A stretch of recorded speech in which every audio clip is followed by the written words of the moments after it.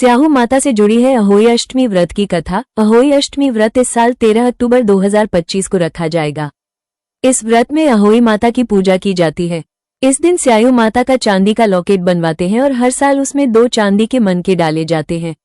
अहोई पर इस माला की पूजा कर 2 मोती बढ़ाए जाते हैं और व्रत के बाद महिलाएं इस माला को पहनती हैं। अहोई अष्टमी व्रत इस साल 13 अक्टूबर 2025 को रखा जाएगा। इस व्रत में अहोई माता की पूजा की जाती है। इस दिन स्याहू माता का चांदी का लॉकेट बनवाते हैं और हर साल उसमें 2 चांदी के मनके डाले जाते हैं।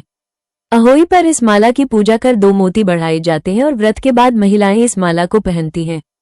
इस दिन चाकू या छुरी किसी ऐसी चीज का इस्तेमाल ना करें जिससे किसी प्राणी को नुकसान पहुंचे। शाम को तारों की छांव में कथा सुनकर तारों को अर्घ्य देकर व्रत खोलती हैं। अहोई अष्टमी व्रत की कथा सुनी जाती है। कथा पढ़ने के बाद आखिर में प्रार्थना करनी चाहिए कि जैसे माता ने उसकी संतान की रक्षा की वैसे सभी की रक्षा करें। अहोई अष्टमी व्रत कथा। एक समय की बात है, एक साहूकार था जिसके 7 बेटे और 7 बहुएं थी। इस साहूकार की एक बेटी भी थी। साहूकार के एक बेटी भी थी। दिवाली पर मायके आई थी। दिवाली से पहले दिए बनाने थे तो घर की 7 बहुएं दीपक के लिए मिट्टी लाने बाहर गई हुई थी।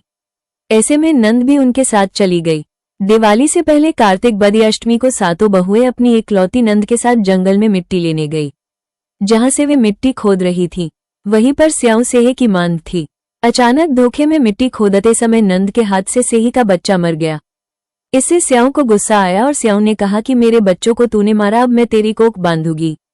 तब ननंद अपनी 7 भाभियों से प्रार्थना की कि तुम में से कोई मेरे बदले अपनी कोख बंधवा ले। सभी भाभियों ने अपनी कोख बंधवाने से मान कर दिया, लेकिन छोटी भाभी सोचने लगी अगर मैं कोख न बंधाऊंगी तो सासू जी नाराज होंगी।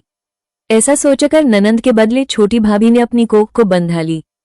उसके बाद जब उसे जो बच्चा होता वो 7 दिन बाद मर जाता।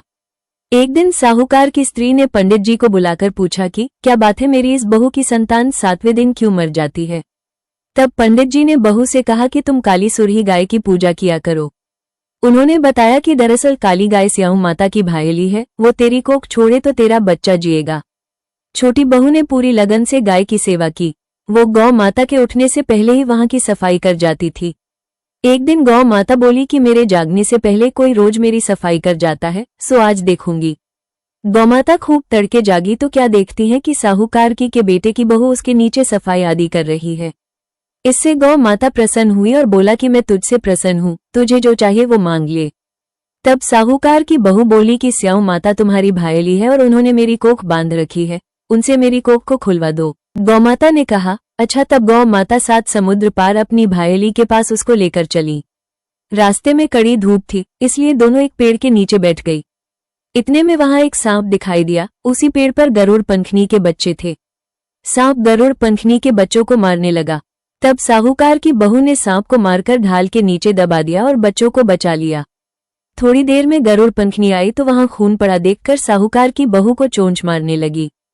तब साहूकारनी बोली कि मैंने तेरे बच्चे को मारा नहीं है, बल्कि सांप तेरे बच्चे को डसने आया था। मैंने तो तेरे बच्चों की रक्षा की है। इससे गरुड़ पंखनी खुश हुई और बोली कि क्या मांगती हो, जो मांगोगी वो मिलेगा। वो बोली 7 समुद्र पार स्याहू माता रहती है, मुझे तू उसके पास पहुंचा दे। तब गरुड़ पंखनी ने दोनों को अपनी पीठ पर बैठाकर स्याहू माता के पास पहुंचा दिया।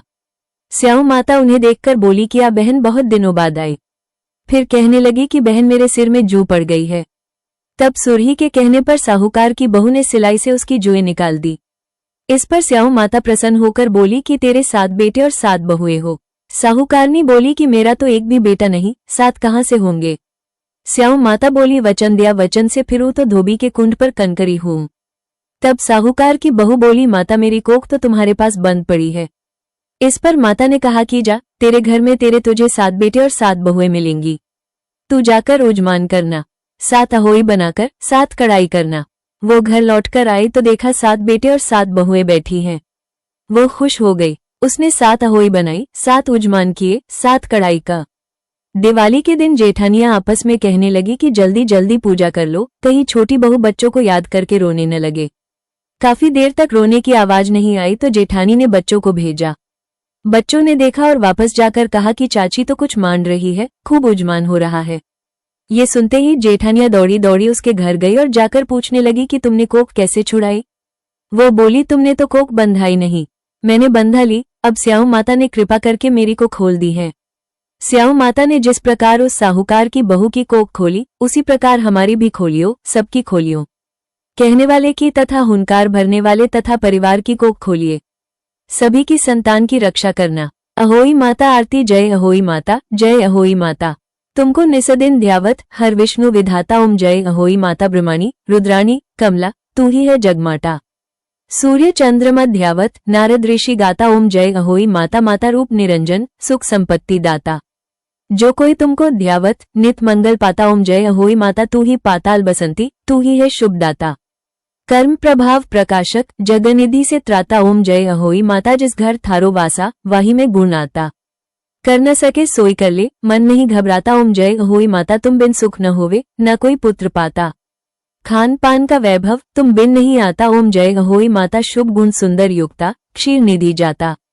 रतन चतुर्दश तोकु कोई नहीं पाता। ओम जय अहोई माता। श्री अहोई माँ की आरती जो कोई गाता। और उमंग आती उपजे, पाप उतर जाता। ओम जय अहोई माता। मैया जय अहोई माता। प्रिय भक्तों, आपको ये कथा अच्छी लगी है तो वीडियो को लाइक करें, चैनल को सब्सक्राइब करें और कमेंट में अहोई माता की जय जरूर लिखें। आप सभी का तहे दिल से धन्यवाद। जय माता दी, जय माता दी।